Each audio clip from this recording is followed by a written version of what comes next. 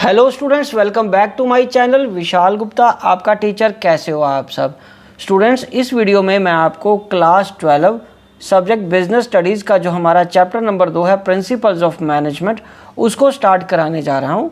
बच्चों, इसमें जो हम टॉपिक पहले डिस्कस करेंगे वो है नेचर या फीचर या characteristics and significance of management principles. मतलब दो टॉपिक, पहला topic nature of principle of management और दूसरा topic significance of management principal.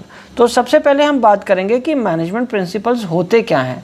बच्चों, management principles are broad and general guidelines for decision making. वो डिसीजन मेकिंग की general guidelines हैं and behaviour of managers, और मैनेजर्स के behaviour को कैसे मैनेज करना है, उनको काम को उस तरीके से, किस तरीके से वो व्यवहार करेंगे, किस तरीके से वो एक्शंस लेंगे, किस तरीके से वो डिसीजंस लेंगे, उन चीज़ों को प्रभावित करने के लिए ये रूल्स, ये गाइडलाइंस, ये ब्रॉड प्रिंसिपल्स बनाए गए हैं। ठीक है बच्चों, तो चलिए अब हम बात करते हैं natures, features, characteristics of management principle. तो सबसे पहला नेचर है यूनिवर्सल एप्लीकेशन। बच्चों, यूनिवर्सल एप्लीकेशन में हम बात करेंगे कि means these principles can be applied to all type of organisation irrespective of size and nature. ठीक है, वो किसी भी ऑर्गेनाइजेशन में किसी भी साइज़ हो, चाहे बड़ा साइज़ हो, small scale, large scale industry हो या फैक्ट्री हो, उसमें भी ये एप्लीकेबल हो सकते हैं। नेचर का मतलब यहाँ पे वो profit making, non profit making दोनों में लग सकते हैं। अब हम बात करेंगे journal guidelines. So journal guidelines these do not provide any readymade solutions for any problem. ये कोई रेडीमेड सोल्यूशन नहीं देते किसी प्रॉब्लम का, ये सिर्फ जर्नल गाइडलाइंस है कि किस तरीके से हमें काम को आगे बढ़ाना है। ठीक है बच्चों, अब हम आगे बात करते हैं formed by practice and experiment. बच्चों, these are formed through deep and thorough research work के बाद इनको बनाया जाता है, प्रॉपर तरीके से एक्सपेरिमेंट करके। ठीक है जी, फिर वो एक कोई रूल या जो बात है वो प्रिंसिपल बनती है। Flexible can be applied differently under different conditions. ये स्टैटिक इतने नहीं होते, ये डिफरेंट सिचुएशंस में डिफरेंट तरीके से अप्लाई किए जा सकते हैं, और इनको मैनेजर्स अपने हिसाब से मॉडिफाई कर सकता है, अपने हिसाब से, मतलब सिचुएशन की ज़रूरत के हिसाब से इनको मॉडिफाई कर सकते हैं। ठीक है बच्चों, चलो अब हम आगे बढ़ते हैं। बच्चों, आगे हम बात करेंगे मेनली बिहेवियरल, मतलब ये बिहेवियर से रिलेट करते हैं, क्योंकि these are formed by guide and influence the behaviour of employees. Because जो एम्प्लॉयज़ होते हैं वो ह्यूमन बीइंग है, वो मशीन्स नहीं हैं। उनके अपने रोल्स हैं, उनके अपने सोचने का तरीका है, उनकी अपनी इमोशंस हैं, ठीक है, अपनी नेचर है। तो उन सबको हमें डील करना है, किस तरीके से टैकल करना है। ठीक है, ये प्रिंसिपल्स कहता है कि ये इसलिए ये बिहेवियर है, मेनली बिहेवियरल, कि उनके बिहेवियर को देख के आपको डिसाइड करना कि किस तरीके से काम उनसे करवाया जाए। सो नेक्स्ट है बच्चों कॉज एंड इफेक्ट रिलेशनशिप।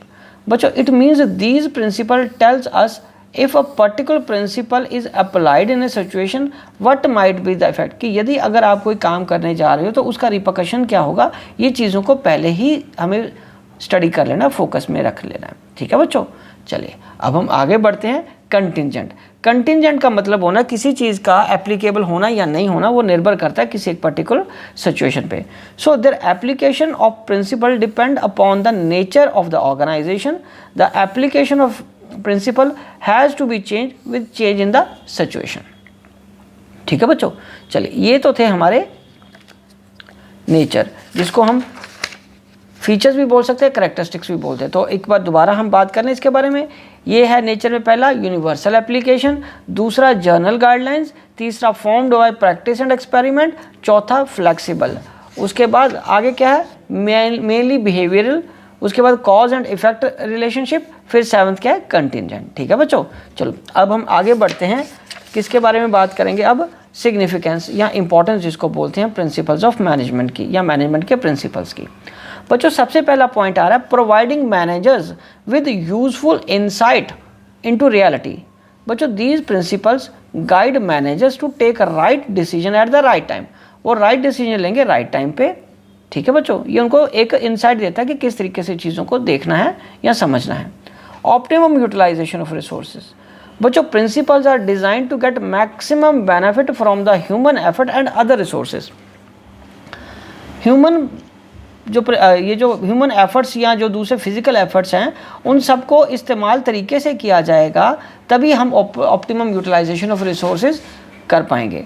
तो प्रिंसिपल्स इस तरीके से डिज़ाइन किए जाते हैं कि हम दोनों को सही इस्तेमाल करके सही तरीके से रिसोर्सेज को इस्तेमाल कर सकें। ठीक है बच्चों, चलो अब हम आगे बढ़ते हैं। Scientific decision. बच्चों, these principles enable the managers to approach various problem systematically and scientifically. ये सिस्टमेटिकली और साइंटिफिकली चीज़ों को अंडरस्टैंड करने में, लॉजिकली अंडरस्टैंड करने में मदद करते हैं। ठीक है बच्चों, आगे हम बात करते हैं फोर्थ पॉइंट की, मीटिंग चेंजिंग इन्वायरमेंट रिक्वायरमेंट। बच्चों, जैसे कि हमें पता है कि जो बिज़नेस का इन्वायरमेंट है, बिजनेस इन्वायरमेंट जिसको हम बोलते हैं, वो बहुत जल्दी चेंज होता है। So management principles trains the manager in implementing the changes in the right direction and at a right level in the organization। ठीक है बच्चों, अब हम आगे बढ़ते हैं। Effective administration. बच्चों, the management principles act as guidelines and base to form various administrative policies. तो ये जो प्रिंसिपल है हमें एडमिनिस्ट्रेटिव पॉलिसीज बनाने में भी मदद करते हैं, क्योंकि और ये सिस्टमेटिक वर्किंग ऑर्गेनाइजेशन में कैसे होगी उसके बारे में बताते हैं, हेल्प करते हैं सिस्टमेटिक वर्किंग को करने में ऑर्गेनाइजेशन में। नेक्स्ट पॉइंट है बच्चों, फुलफिलिंग सोशल रिस्पॉन्सिबिलिटी। बच्चों, management principles also guide the managers to perform social responsibility by paying attention to equity, ठीक है, फेयर रेम्यूनरेशन। ये जैसे प्रिंसिपल्स जब हम लगाएंगे तो एक तरीके से हम सोसाइटी की मदद भी करें। इक्वालिटी होगी, नो जेंडर बाइस, नो कास्ट बाइस्ड, ठीक है। तो इनसे क्या होगा, सोशल रिस्पॉन्सिबिलिटी भी ऑर्गेनाइजेशन अपनी पूरी करती है। ठीक है बच्चों, अब हम आगे बढ़ते हैं। Management training, education and research. बच्चों, principles of management are at the core of the management theories, so these act as base for management training and education. तो ये मैनेजमेंट की ट्रेनिंग और एजुकेशन में भी काम आते हैं मैनेजमेंट प्रिंसिपल्स। ठीक है बच्चों, तो आगे रिसर्च में भी मैनेजमेंट प्रिंसिपल्स की बहुत ज़रूरत पड़ती है। तो चलिए एक बार हम इसके सिग्निफिकेंस को दोबारा पढ़ लेते हैं, मेन हेडिंग्स को। पहला है कि ये provide managers with useful insight into the reality. दूसरा, ऑप्टिमम यूटिलाइजेशन ऑफ रिसोर्सेज। तीसरा, साइंटिफिक डिसीजंस। और उसके बाद चौथा, मीटिंग चेंजिंग इन्वायरमेंट रिक्वायरमेंट। उसके बाद इफेक्टिव एडमिनिस्ट्रेशन। उसके बाद fulfilling social responsibility and management training, education and research.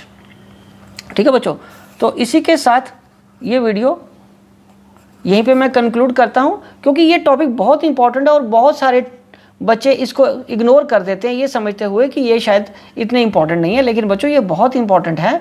ठीक है, इसको आपको अंडरस्टैंड करना बहुत ज़रूरी है। ठीक है जी, और इसके बाद हम जो नेक्स्ट वीडियो करेंगे, अगली वीडियो में मैं आपको फ्यूल के 14 प्रिंसिपल्स करवाऊंगा। इसलिए आप मेरे चैनल को सब्सक्राइब करके लगातार वीडियोस देखते रहिए और अपना कोर्स कंप्लीट करते रहिए। बिजनेस स्टडीज़ के साथ साथ मेरे चैनल पे आपको प्लेलिस्ट में economics, macro economics, Indian economy और अकाउंट्स की, पार्टनरशिप की, कंपनी अकाउंट की और फाइनेंशियल स्टेटमेंट्स की प्लेलिस्ट मिल जाएगी। उससे आप बाकी वीडियोस देख के भी अपना कोर्स कंप्लीट बाकी सब्जेक्ट्स का भी कर लीजिए। Wishing you good luck.